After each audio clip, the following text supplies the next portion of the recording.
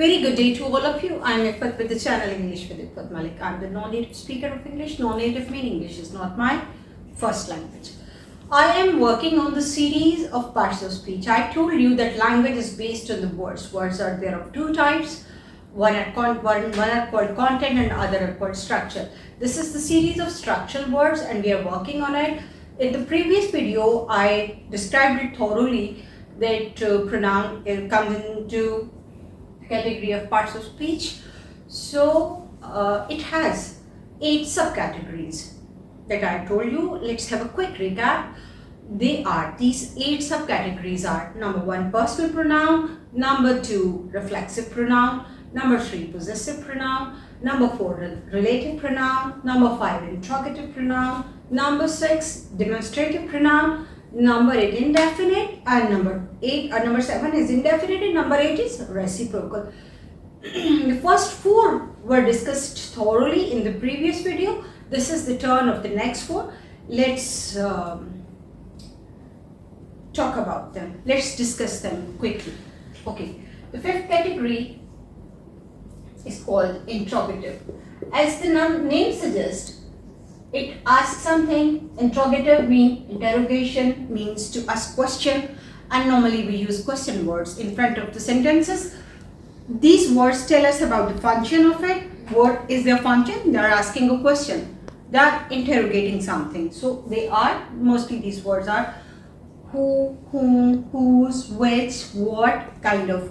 Whatever the sentences will be started with these words, they will be called interrogative pronoun. What they are doing, basically, their function is in the sentences of the subject, that is S plus V plus O. So here, the function of interrogative pronoun is of the subject. For example, whose car is this? Whose car is this? That's a question, and look, this interrogative pronoun, the function of this interrogative pronoun is of the subject. Okay, what is your name? And whom you are going to take for the dance, for the dinner? And what is your opinion about this problem? Who's that man? Is he your cousin? Is he your whatever? Whenever we will use the words who, whom, which, what, kind of words, they will be called interrogative pronoun. Easier, isn't it?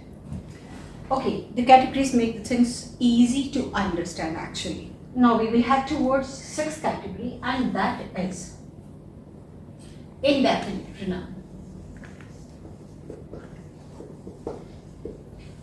Again, the name suggests indefinite means the things that we are not definite about them. We cannot tell about those things definitely. We don't believe, or we are not sure about them. So the words that we use for such kind of sentences, they are called indefinite pronouns.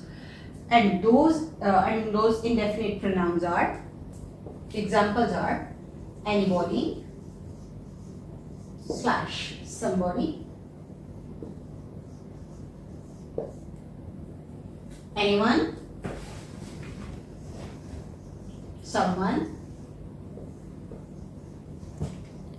anyone, no one. Kind of words are called when you are not sure. So you will say, anybody home? Is there anybody in the room? Is there someone in the swimming pool?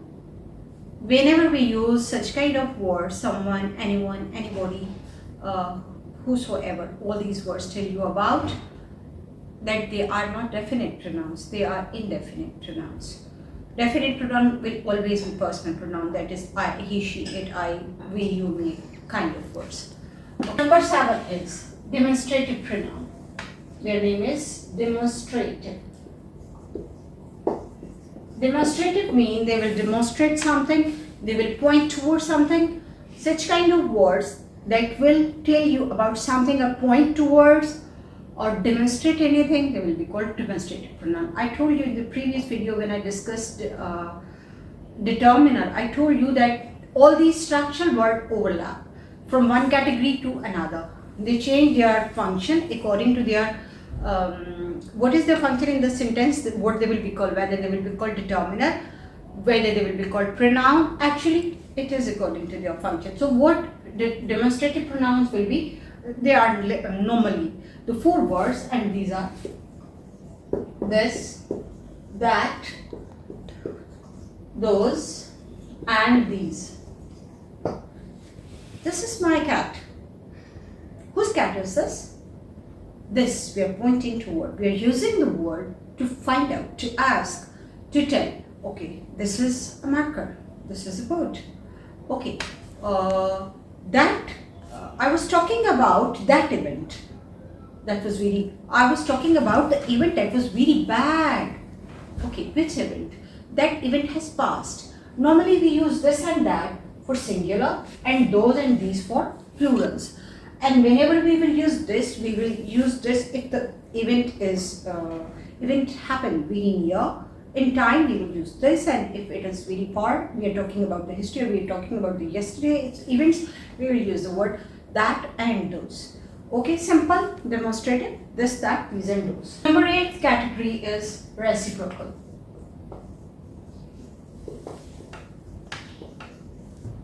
Reciprocal pronouns are each other, one another. One another normally is used when 2 persons do a kind of action. We use one another. The 2 friends hugged each other. The 2 friends meet one another rather than each other. We will use the word one another. But if an action is done by more than 2 people, if there are 4, 5, 6 people involved, we can use the word each other. They were discussing on an issue with each other.